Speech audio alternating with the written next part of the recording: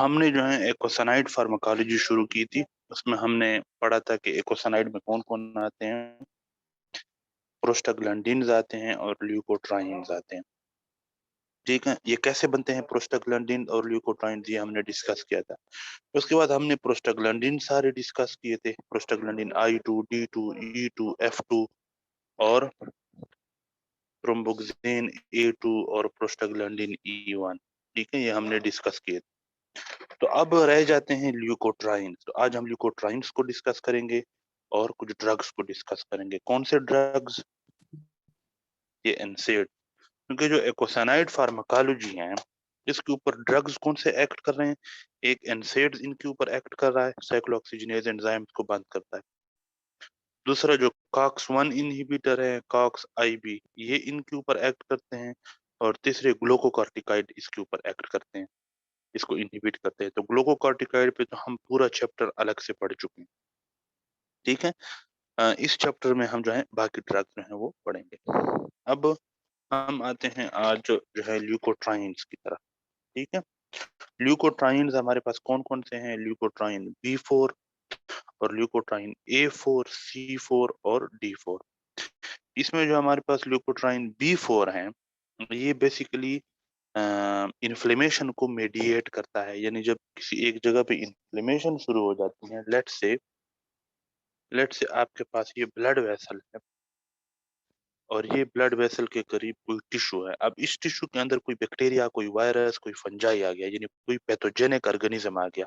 तो जब कोई पैथोजेनिक ऑर्गेनिज्म आपके टिश्यू के अंदर आता है, इसको हम क्या कहते हैं? इन्फेक्शन। यानी इन्फेक्शन हो गई है। अब हमारी बॉडी इस इन्फेक्शन को जो रिस्पॉन्ड करती है, उसको हम कहते हैं इन्फ्लेमेशन। और वो रिस्पॉन्ड कैसे करती है? इस ब्लड वेसल से न्यूट्रोफिल्स आते हैं, इस ब्लड वेसल से प्रोटीन्स आते हैं, एंटीबॉडीज आती हैं, लिम्फोसाइट्स आते हैं, वगैरह वगैरह। तो ये बॉडी का रिस्पांस है। तो ये जो बॉडी की तरफ से जो रिस्पांस है, इसको हम इन्फ्लेमेशन कहते हैं। ठीक है, तो अब आपके पास जो ल्यूकोट्राइन B4 है, ये इस इन्फ्लेमेशन वाले प्रोसेस को मीडिएट करता है, यानी इसकी हेल्प करता है। ल्यूकोट्राइन B4 कैसे हेल्प करता है? देखो, लेट्स से ये आपके पास टिश्यू है। अब इस टिश्यू के अंदर ट्रॉमा हो गया। ठीक है, कोई जख्म लग गया, इस टिश्यू में कोई जख्म लग गया, ट्रॉमा हो। तो जब ट्रॉमा हुआ, तो इसका मतलब कोई सेल्स थे वो मर गए। तो जब सेल मर गए, तो उन सेल्स की सेल मेम्ब्रेन के अंदर जो फास्फोलाइपिड थी, वो एराकिडोनिक एसिड में कन्वर्ट हुई। एराकिडोनिक एसिड से आपके पास एंडोपेरोक्साइड्स और हाइड्रोपेरोक्साइड बने, एंडोपेरोक्साइड से प्रोस्टाग्लैंडिन और हाइड्रोपेरोक्साइड से ल्यूकोट्राइन्स बने। तो ये तो हम डिस्कस कर चुके हैं कि प्रोस्टाग्लैंडिन E2 की वजह से वहां पे पेन होगी। प्रोस्टाग्लैंडिन F2 क्या करते हैं, E1 क्या करते हैं, I2 ये हम पढ़ चुके हैं।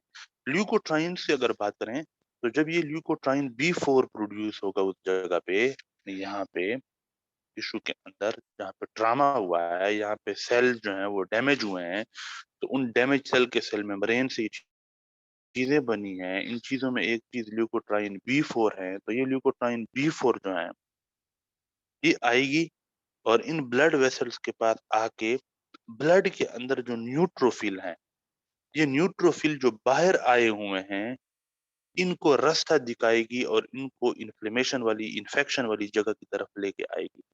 न्यूट्रोफिल का ब्लड वेसल से बाहर निकलने के बाद ये जो मूवमेंट है, इसको कहते हैं कीमोटैक्सिस। ठीक है, इस मूवमेंट को, न्यूट्रोफिल का इन्फेक्शन वाली जगह की तरफ जाना, इसको कहते हैं कीमोटैक्सिस।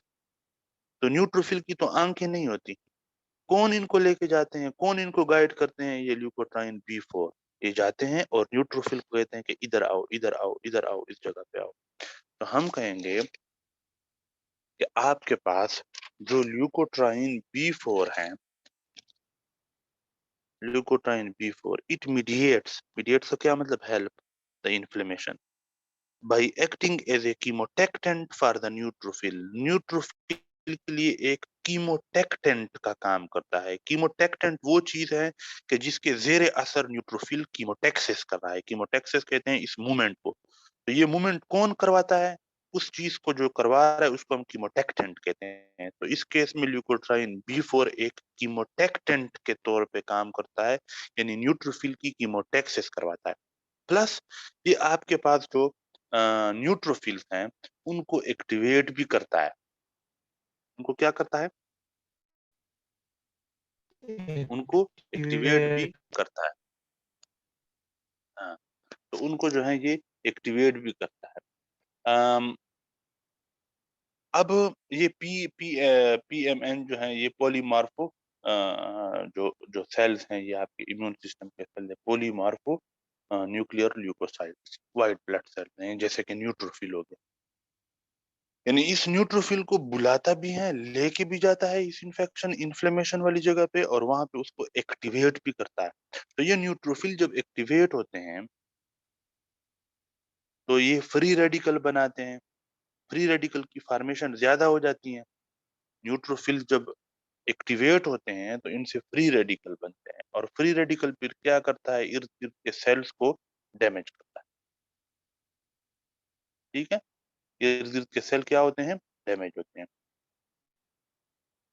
तो ल्यूकोट्राइन B4 क्या हुआ? इसने इन्फ्लेमेशन की हेल्प की, इसने इन्फ्लेमेशन करवाई। इन्फ्लेमेशन करवाई कैसे? न्यूट्रोफिल को बुलाया इन्फ्लेमेशन वाली जगह पे, और जितने भी पॉलीमार्फो न्यूक्लियर ल्यूकोसाइट्स हैं, इसमें कौन कौन आते हैं? पीएमएनएस में, पॉलीमार्फो न्यूक्लियर ल्यूकोसाइट्स में आपके पास न्यूट्रोफिल आते हैं, यूजिनोफिल आते हैं, और बेसोफिल आते हैं। ये तीन तरह के जो सेल हैं, इनको ये एक्टिवेट भी करते हैं। तो ये जब एक्टिवेट हो जाते हैं तो इनसे फ्री रेडिकल बनते हैं, और फ्री रेडिकल फिर क्या करता है? सेल डैमेज करता है और इन्फ्लेमेशन करवाता है। तो हमें ये पता चला कि ल्यूकोट्राइन B4 ने इन्फ्लेमेशन में किरदार अदा किया। इसको इस तरह याद रखो कि B4 से याद रखो कि ये जाता है ब्लड वेसल के पास। ठीक है, और इस न्यूट्रोफिल को कहता है कि भाईजान तुम इधर आओ, ये रास्ता है। तो बी से बाई याद रखो कि ल्यूकोट्राइन B4 इस बाई को लेके आता है कीमोटेक्सिस के बाद। इसके बाद आपके पास आते हैं A4C4D4। तो इसके A4C4D4, इस ए से याद रखो, ए से अजदमा, जिसको हम दमा कहते हैं। दमा क्यों होता है?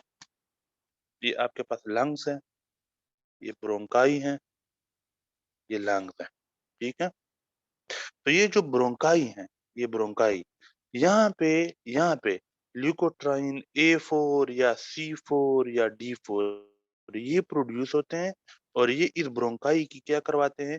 ब्रोंको कंस्ट्रिक्शन करवाते हैं। जब ब्रोंको कंस्ट्रिक्शन हो जाती है, हम कहते हैं अजदमा हो गया है, दमा हो गया है, साबंदी हो गई है। तो आपके पास जो ल्यूकोट्राइन A4 C4 और D4 हैं, दे काज अजदमा, यानी bronchoconstriction. They also cause anaphylaxis. Anaphylaxis क्या है? ये सिवियर यानी बहुत शदीद, लाइफ थ्रेटनिंग यानी मारने वाला एलर्जिक रिएक्शन है। एक तो आम हल्की फुल्की एलर्जी होती है ना, एनाफाइलेक्सिस सिवियर एलर्जी को कहते हैं, जिसमें इंसान की जान जा सकती है, यानी लाइफ थ्रेटनिंग है। तो ये एनाफाइलेक्सिस भी करवा सकते हैं A4 C4 D4, और ये अजदमा भी करवा सकते हैं। यहाँ तक समझ आई है? Yes yes sir. अब आपके पास वो ड्रग्स जो इन ल्यूकोट्राइन्स के ऊपर काम करती हैं, ल्यूकोट्राइन्स की प्रोडक्शन को कम करती हैं, जिस तरह हमने एनसेड्स पढ़े। एनसेड्स क्या थे? वो प्रोस्टाग्लैंडिन की प्रोडक्शन को बंद करते थे, क्योंकि जब ये एंजाइम बंद हो जाएगा तो ये एराकिडोनिक एसिड से प्रोस्टाग्लैंडिन नहीं बनेंगे। तो हम आज वो ड्रग्स, कुछ और ड्रग्स जो कि ल्यूकोट्राइन्स की प्रोडक्शन को कम करते हैं, या ल्यूकोट्राइन्स के रिसेप्टर को बंद करते हैं, वो हम पढ़ेंगे। तो उसमें हमारे पास क्या आते हैं? सबसे पहले हम कहेंगे कि drugs that target the leukotrienes production, यानी ल्यूकोट्राइन की प्रोडक्शन को टारगेट करते हैं, डिक्रीज करते हैं, एंड एक्शन, और उनके एक्शन को भी टारगेट करते हैं। मिसाल के तौर पर एक कैटेगरी ऑफ ड्रग है ग्लूकोकॉर्टिकाइड। अब ग्लूकोकॉर्टिकाइड कैसे काम करता है? देखो, ये आपके पास फास्फोलाइपेज A2 एंजाइम था ना, ये एंजाइम क्या करता था? फास्फोलाइपिड को एराकिडोनिक एसिड में कन्वर्ट करता था। ठीक है, अब एक और चीज होती है जिसका नाम है लाइपोकॉर्टिन। लाइपोकॉर्टिन। ये लाइपोकॉर्टिन क्या कर सकती हैं? ये इस फास्फोलाइपेज A2 एंजाइम को बंद कर सकती है, ब्लॉक कर सकती है। अब जो ग्लूकोकॉर्टिकाइड यानी जो स्टेरॉइड्स होते हैं, वो क्या करते हैं? ग्लूकोकॉर्टिकाइड्स जो हैं, ये इस लाइपोकॉर्टिन को स्टिमुलेट करते हैं। अगर आप किसी बंदे को ग्लूकोकॉर्टिकाइड दे दो, तो ग्लूकोकॉर्टिकाइड इस बंदे के जिस्म के अंदर लाइपोकॉर्टिन को स्टिमुलेट करेगा, लाइपोकॉर्टिन की प्रोडक्शन ज्यादा कर देगा। जब लाइपोकॉर्टिन ज्यादा होंगे, तो ये जाएंगे और ये फास्फोलाइपेज A2 एंजाइम को बंद करेंगे। जब ये एंजाइम बंद हो जाएगा, तो फास्फोलाइपेज से एराकिडोनिक एसिड नहीं बनेगा। एराकिडोनिक ये रिएक्शन बंद हो जाएगा। एराकिडोनिक एसिड नहीं बनेगा, तो न प्रोस्टाग्लैंडिन बनेंगे और न ल्यूकोट्राइन्स बनेंगे। समझ आइए इसकी। Yes, sir. ग्लूकोकॉर्टिकाइड क्या करते हैं? इट स्टिमुलेट्स द लाइपोकॉर्टिन, और फिर लाइपोकॉर्टिन क्या करता है? Inhibits the phospholipase A2 enzyme. जब फास्फोलाइपेज A2 बंद हो जाता है, तो no prostaglandin, no leukotriene production. तो ग्लूकोकॉर्टिकाइड ऐसी ड्रग है जो प्रोस्टाग्लैंडिन और ल्यूकोट्राइन दोनों की प्रोडक्शन को कम करती है। जबकि जो एनसेड्स थे, वो सिर्फ प्रोस्टाग्लैंडिन की प्रोडक्शन को बंद करते हैं, ल्यूकोट्राइन वाली को कुछ नहीं कहते, सिर्फ इस एंजाइम को बंद करते हैं ताकि एराकिडोनिक एसिड से प्रोस्टाग्लैंडिन ना बने, एनसेड। जबकि जो ग्लूकोकॉर्टिकॉइड थे, चूंकि वो इस रिएक्शन को बंद करवाते हैं, तो जब ये रिएक्शन बंद होगा, तो न ग्लूकोकॉर्टिकॉइड से न प्रोस्टाग्लैंडिन बनेंगे और न ल्यूकोट्राइन बनेंगे। तो पहली ड्रग आपके पास कौन सी हो गई? ग्लूकोकॉर्टिकॉइड। दूसरी ड्रग है आपके पास ज़ाइल्यूटोन, ZILEUTON, ज़ाइल्यूटोन। अब ये क्या करता है? ये लाइपो ऑक्सीजनेज एंजाइम को बंद करता है।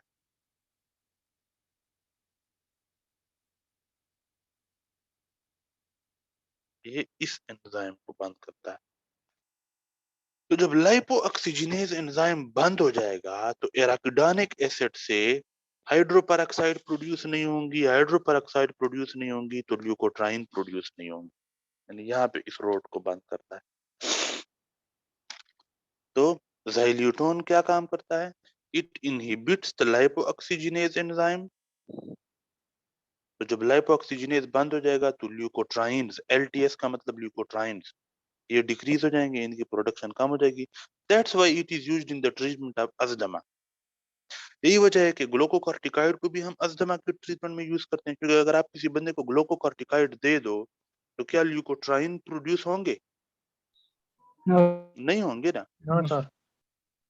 ल्यूकोट्राइन C4, ये अस्थमा करवाते थे। तो अगर किसी बंदे को ग्लूकोकॉर्टिकॉइड दे दो, तो कोई भी ल्यूकोट्राइन प्रोड्यूस नहीं होगा।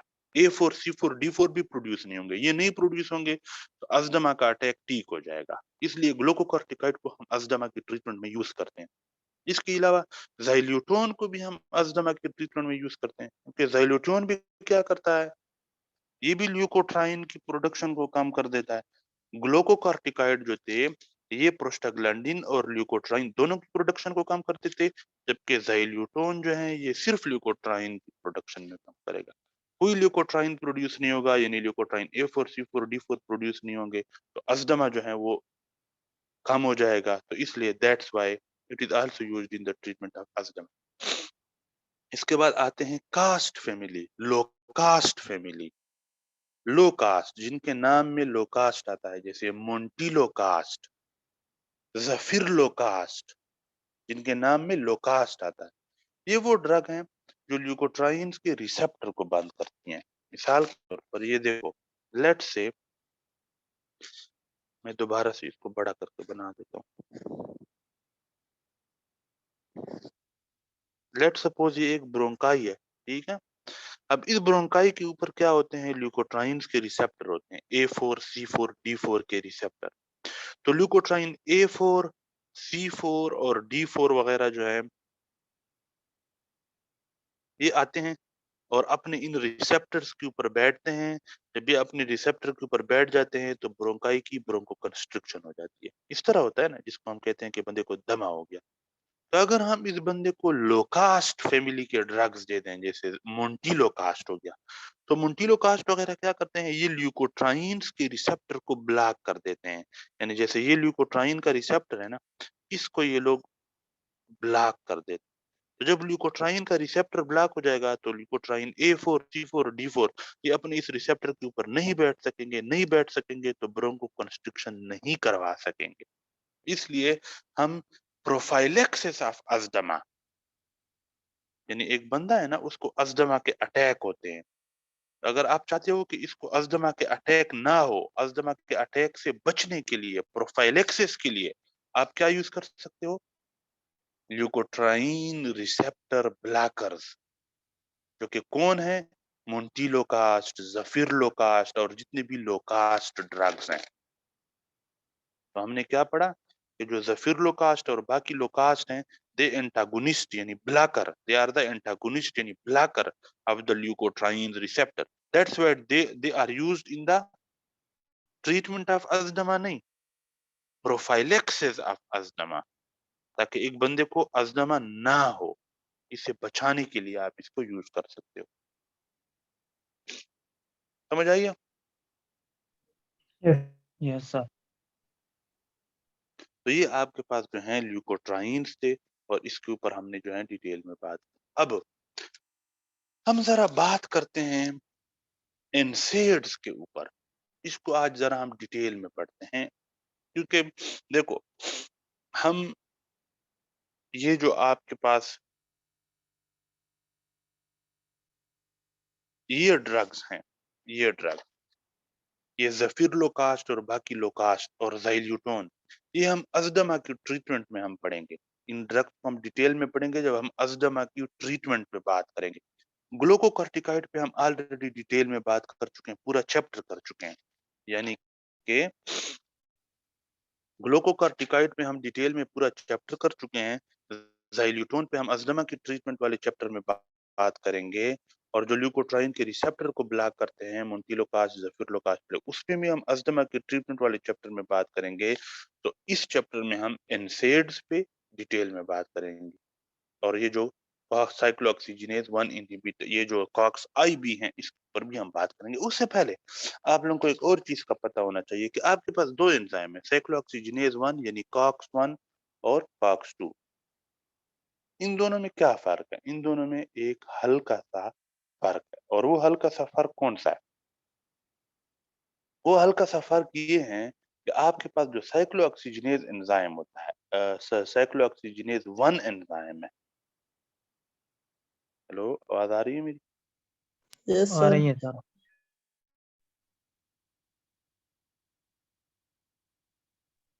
सर आ रही है आपकी अच्छा, आवाज। आपके पास जो साइक्लोऑक्सीजिनेज 1 एंजाइम, ये हर टिश्यू के अंदर, हर सेल के अंदर थोड़ा बहुत काम कर रहा होता है।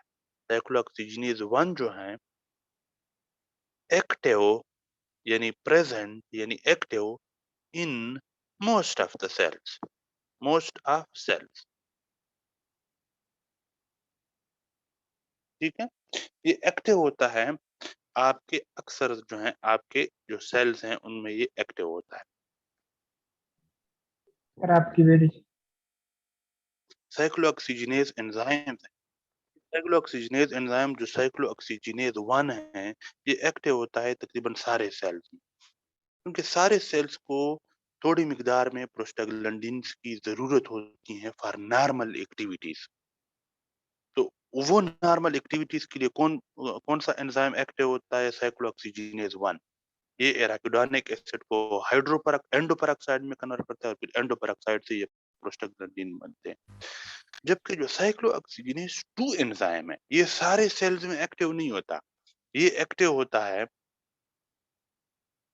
जहां पे इन्फ्लेमेशन हो रही होती है, इन्फ्लेमेटरी सेल्स के अंदर, यानी active in number 1 inflammatory cells, जहां पे इन्फ्लेमेशन चल रही होती है, जहां पे इन्फ्लेमेटरी सेल्स हैं उनमें एक्टिव होता है। नंबर 2 ब्रेन के कुछ सेल्स में एक्टिव होता है। नंबर 3 किडनीज के कुछ सेल्स में ये एक्टिव होता है। साइक्लोऑक्सीजिनेज 1 तकरीबन सारे सेल्स में एक्टिव होता है। जबकि साइक्लोऑक्सीजिनेज 2 इन्फ्लेमेशन जहाँ पे हो रही होती है वहां पे ब्रेन में और किडनी में इनमें एक्टिव होता है। बहरहाल अब हम आते हैं एनसेड्स पे कि एनसेड जो है वो आते हैं और साइक्लोऑक्सीजिनेज 1 को भी बंद कर देते हैं और साइक्लोऑक्सीजिनेज 2 को भी बंद कर देते हैं। नतीजे में एराकिडोनिक एसिड से एंडोपेरोक्साइड प्रोड्यूस नहीं होते, ये नहीं होते तो प्रोस्टाग्लैंडिन प्रोड्यूस नहीं होते। ठीक है, तो हम आ जाते हैं एनसेड्स की तरफ। अब सर आपका एनसेड्स स्क्रीन नजर नहीं आ रहा है। आपको नजर नहीं आ ये रहा? है, ये आपका है। नेट खराब है, हमारे सही हुआ है मतलब नजर आ रहा है स्क्रीन? इस तरह क्लियर है सब सर, बिल्कुल। क्लियर है यार। जी, तो हमारे पास non steroidal anti inflammatory drugs हैं।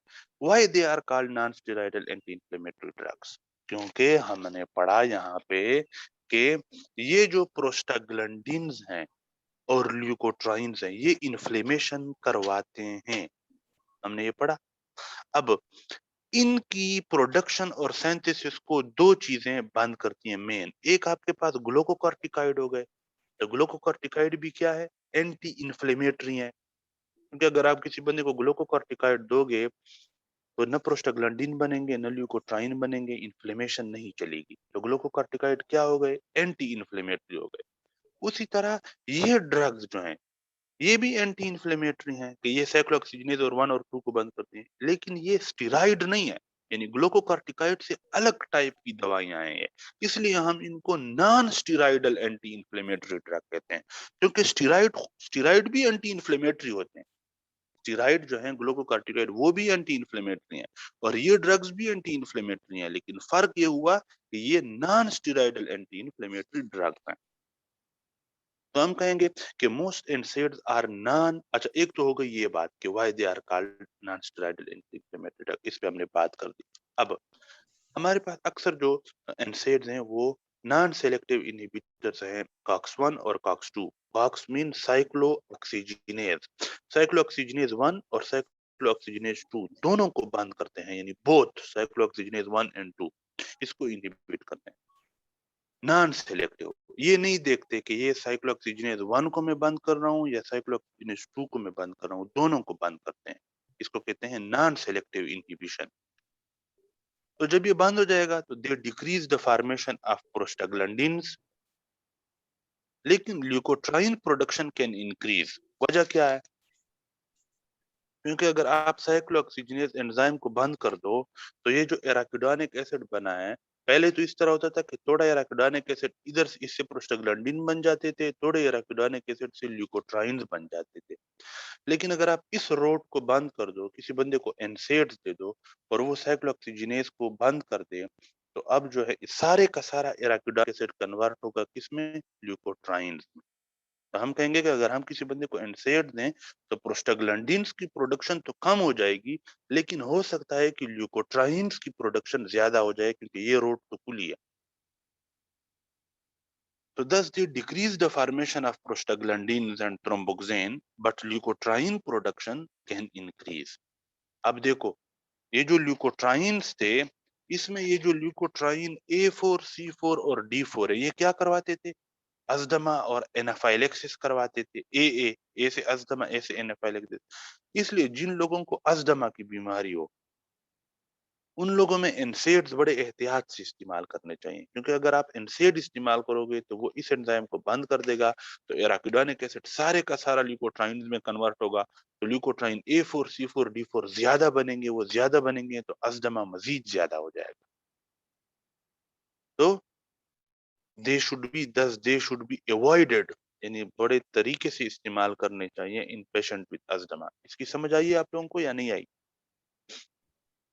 Yes sir. अब ये जो आपके पास non steroidal anti inflammatory drugs हैं, ये एनाल्जेसिक्स भी हैं। एनाल्जेसिक उस दवाई को कहते हैं, उस ड्रग को कहते हैं जो आपके जिस्म में दर्द को ठीक करे, यानी पेन रिलीविंग, जो पेन को रिलीव करे। ये एंटी पायरेटिक भी हैं। पायरेक्सिया कहते हैं बुखार को। आवाज आ रही है मेरी? Yes yes sir. Sir. Pyrexia कहते हैं बुखार को। तो एंटी पायरेटिक मीन जो बुखार को ठीक करे, एंटीपायरेटिक हैं यानी पायरेक्सिया। पायरेक्सिया का क्या मतलब होता है? फीवर। पायरेक्सिया यानी फीवर की रिलीविंग करते हैं, उसको ठीक करते हैं, इसलिए ये एंटीपायरेटिक हैं एंड एंटी इन्फ्लेमेटरी भी हैं, क्योंकि जब प्रोस्टाग्लैंडिन नहीं बनेंगे। अच्छा अब देखो ये एनाल्जेसिक्स क्यों है, यानी पेन को कैसे रिलीव करते हैं? क्योंकि हमने पढ़ा है कि अगर आप किसी बंदे को एनसेड दो तो साइक्लोऑक्सीजिनेज बंद हो जाते हैं। जब ऑक्सीजनेज बंद हो जाएंगे तो प्रोस्टाग्लैंडिन नहीं बनेंगे। तो प्रोस्टाग्लैंडिन में से एक प्रोस्टाग्लैंडिन E2 था जो पेन करवाता था। तो जब प्रोस्टाग्लैंडिन E2 नहीं बनेगा तो पेन नहीं होगी, यानी पेन ठीक हो जाएगी। इसलिए हम कहते हैं कि एनसेड्स आर एनाल्जेसिक्स, यानी ये पेन की रिलीविंग करते हैं, पेन को कम करते हैं, पेन को ठीक करते हैं। एंटीपायरेटिक क्यों है? क्योंकि अगर आप किसी बंदे को एनसेड दोगे वो साइक्लोऑक्सीजनेज एंजाइम को बंद करेगा, ये एंजाइम बंद हो जाएगा तो प्रोस्टाग्लैंडिन E2 नहीं बनेगा। E2 प्रोस्टाग्लैंडिन E2 क्या करवाता था? फीवर भी करवाता था, बुखार। तो जब प्रोस्टाग्लैंडिन E2 नहीं बनेगा तो बुखार भी नहीं होगा, फीवर भी नहीं होगा। इसलिए हम कहते हैं कि एनसेड्स एंटीपायरेटिक भी हैं, यानी ये पायरेक्सिया यानी फीवर को भी ठीक करते हैं। क्लियर हो क्या? और ये एंटी इन्फ्लेमेटरी भी हैं। एंटी इन्फ्लेमेटरी क्यों है? क्योंकि आपके पास अगर आप किसी बंदे को एनसेड्स दे दो तो एनसेड्स जो हैं ये प्रोस्टाग्लैंडिन्स की प्रोडक्शन को कम कर देते हैं, और प्रोस्टाग्लैंडिन्स जो हैं ये इन्फ्लेमेशन में भी अपना रोल प्ले करते हैं। ठीक है? इसके अलावा अगर आप किसी, यहाँ तक इस बात की समझ आ गई? Yes sir. अब यस सर, इनके yes sir. Anti anti platelet effect भी हैं। एंटी प्लेटलेट इफेक्ट क्या है? कि हमारे पास जो थ्रोम्बोक्सिन A2 था ये क्या करवाता था? ये क्या करवाता था थ्रोम्बोक्सिन A2? सर क्लाउड बनाने थ्रोम्बोक्सिन A2 प्लेटलेट की एग्रीगेशन करवाता था। एग्रीगेशन। और जबकि प्रोस्टाग्लैंडिन I2, आई से इनहिबिशन, याद रखो कि प्रोस्टाग्लैंडिन I2 इनहिबिट करता था प्लेटलेट एग्रीगेशन को। तो अगर आपके पास प्रोस्टाग्लैंडिन I2 या थ्रोम्बोक्सिन A2 नहीं बनेंगे तो प्लेटलेट्स की जो एग्रीगेशन है इसके ऊपर भी फर्क पड़ेगा, यानी they also have anti platelet effect. इसमें भी हम बात करेंगे। अब एनसेड्स तो एक पूरा ग्रुप में तकरीबन कोई 20 के करीब ड्रग्स आती हैं इस ग्रुप में, और ये जो 20 के करीब ड्रग्स हैं जिनको हम एनसेड्स कहते हैं, उन सब एनसेड्स का जो अब्बू जान है कौन है? वो है एसिटाइल सैलिसिलिक एसिड, जिसको एस्पाइरिन भी कहते हैं, जो आपके यहाँ हमारे यहाँ पाकिस्तान में डिस्प्रिन के नाम से मिली है। तो डिस्प्रिन की एक गोली खाओ, सर का दर्द भगाओ। वो डिस्प्रिन जो है ये तो कंपनी ने इसको नाम दिया है ना, तो इसका ब्रांड नेम है। इसका असल जो जेनेरिक नेम है जिसके अंदर ये जो दवाई है, कौन सी दवाई होती है? एसिटाइल सैलिसिलिक एसिड, यानी ASA, एसिटाइल सैलिसिलिक एसिड, जिसको हम एस्पाइरिन भी कहते हैं। ये जो पूरे एनसेड्स का ग्रुप है, इसका ये प्रोटोटाइप है। This is prototype of एनसेड। Prototype का मतलब कि बाकी सारे एनसेड्स बाद में बने थे, पहला ये बना था। ठीक है? एक बात। दूसरी बात क्या है? दूसरा फर्क एसिटाइल सैलिसिलिक एसिड और बाकी एनसेड्स में क्या फर्क है? वो ये है कि एसिटाइल सैलिसिलिक एसिड जो है ये जब आएगा, यानी एस्पाइरिन जब आएगा, तो वो इन साइक्लोऑक्सीजिनेज 1 और साइक्लोऑक्सीजिनेज 2 को इरिवर्सिबली इनहिबिट कर देगा, यानी परमानेंटली इनहिबिट कर देगा। जबकि जो बाकी एनसेड्स हैं ये इरिवर्सिबली नहीं करते बल्कि रिवर्सिबली करते हैं, यानी थोड़ी देर के लिए इनहिबिट करते हैं फिर छोड़ देते हैं एंजाइम को। समझ आई है या नहीं आई? आइए सर। ठीक है? तो ये चीज जो है हमने वो की डिस्कस की कि हमारे पास जो एसिटाइल सैलिसिलिक एसिड है ये प्रोटोटाइप है, and it also it cause irreversible inhibition of cyclooxygenase. COX मतलब cyclooxygenase. Other NSAIDs reversibly inhibit cyclooxygenase. इस पॉइंट की समझ आई है? एक तो ये फर्क है। अब इस पे एस्पाइरिन पे हम डिटेल में कल बात करेंगे। ये जो जगह मैंने छोड़ी हुई है इंशाल्लाह, इस पे हम एस्पाइरिन के बारे में डिटेल में बात करेंगे। अब हम आते हैं बाकी एनसेड की तरफ। Mefenamic acid. मेफेनेमिक एसिड क्या है? ये कौन सी ड्रग है? ये देखो, ये देखो फिलिस्टीन। पोनेस्टान। ये जो पोनेस्टान होती है ना, पोनेस्टान, इसके अंदर क्या होता है, ये देखो नीचे क्या लिखा हुआ है, मेफेनेमिक एसिड। सही। नजर आ रही है आप लोगों को? सर आ नहीं रही। Yes sir. हम देख हाँ। लेंगे सर। तो आइबुप्रोफिन ये जो है क्या कहते हैं, मेफेनेमिक एसिड क्या है, पोनस्टान, पोनस्टान के नाम से यहाँ पे मिलती है। ये यूज करते हैं डिस्मेनोरिया में। डिस्मेनोरिया किसे कहते हैं ताहिर शाह? किसे मेंसेस कहते हैं, में कल पेन बताया था। मेंसेस में जो हाँ, पेन होती है। पेनफुल मेंसेस का आना, पेनफुल मेंसेस का आना, डिस्मेनोरिया, डिस कहते हैं पेन को और मेनोरिया मीन मेंसेस का आना। तो जो फीमेल जिनको डिस्मेनोरिया होता है, मेंसेस के दौरान पेन होती हैं, उनको हम जो गायनी वाली डॉक्टर होती हैं वो पोनस्टान की गोलियां देती हैं। पोनस्टान के अंदर क्या होता है, मेफेनेमिक एसिड। इसके अलावा ओस्टियोआर्थराइटिस, ओस्टियोआर्थराइटिस क्या है, जोड़ों की एक बीमारी है कि जिसमें जोड़ों के दरमियान इन्फ्लेमेशन हो जाती है। जोड़ के दरमियान, ओस्टियोमीन ओस्टियोमीन बोन, लेकिन arthritis mean inflammation of the joint. तो चूंकि ये एंटी इन्फ्लेमेटरी है ना, एनसेड्स क्या है, non steroidal anti inflammatory drug, और ओस्टियोआर्थराइटिस में जॉइंट के अंदर इन्फ्लेमेशन हो रही होती है, तो हम इस इन्फ्लेमेशन को बंद करने के लिए मेफेनेमिक एसिड दे सकते हैं। इसके अलावा रोमेटाइड आर्थराइटिस, ये भी जोड़ों की एक बीमारी है जिसमें जोड़ों के अंदर इन्फ्लेमेशन हो जाती है, रोमेटाइड आर्थराइटिस। तो इसकी ट्रीटमेंट में भी हम ये मेफेनेमिक एसिड देते हैं। इसके बाद आपके पास आइबुप्रोफिन है। आइबुप्रोफिन तो आप सब लोगों ने सुना होगा। जो ब्रूफिन के नाम से गोलियां मिलती हैं उसमें बेसिकली क्या होता है, आइबुप्रोफिन होता है। इसके अलावा आपके पास जो है नेप्रोक्सिन है, ये भी एक non steroidal anti inflammatory drug है। इसके अलावा इंडोमेथासिन है। इंडोमेथासिन बहुत शदीद किस्म का एंटी इंफ्लेमेटरी है, पोटेंट एंटी इंफ्लेमेटरी ड्रग है, पोटेंट एंटी इंफ्लेमेटरी एनसेड है। That's why it is used in the treatment of acute gout. याद है जब हम gout की ट्रीटमेंट पढ़ रहे थे, यस सर। acute gout की treatment, yes sir. acute gout की ट्रीटमेंट में हम क्या क्या चीजें यूज करते थे, हम यूज करते थे एनसेड्स, और उन एनसेड्स में कौन सा एनसेड हम यूज करते थे, इंडोमेथासिन, अगर आप लोगों को याद हो। अगर याद नहीं है तो मैं दिखा देता हूँ, अगर मेरे पास तो ये देखो ये पड़ा हुआ है, नहीं बल्कि ये तो नहीं है, ये तो पुराना है। याद है ना आप लोगों को, हम वो यस यूज सर। करते थे, ठीक है। उसके बाद अच्छा, अब चूंकि ये बहुत potent anti inflammatory drug, non steroidal anti inflammatory drug है, इसलिए इसको हम एक्यूट गाउट की ट्रीटमेंट में भी यूज करते हैं। जोड़ों की एक और बीमारी है जिसको कहते हैं सोराइटिक आर्थराइटिस, आइटिस से जाहिर है कि ये भी इन्फ्लेमेशन है, तो इसकी ट्रीटमेंट में भी हम यूज करते हैं। इसके अलावा एक और बीमारी है जिसको हम कहते हैं एनकाइलोजिंग स्पॉन्डिलाइटिस। इसमें क्या होता है, आपकी रीढ़ की हड्डी के अंदर जो वर्टिब्री है, उन वर्टिब्री की जो है फ्यूजन हो जाती है। नॉर्मली ये वर्टिब्री है और फिर ये वर्टिब्री होती है, लेकिन जिस बंदे में एनकाइलोजिंग स्पॉन्डिलाइटिस हो, ये अगर शदीद हो जाए तो ये इन वर्टिब्रीज की फ्यूजन कर सकते हैं। कहने का मतलब ये है कि this is also an inflammatory disease. Ankylosing spondylitis ये क्या है, it is an inflammatory disease that can cause the vertebral bones to fuse with each other, एक दूसरे के साथ तो मिला सकता है।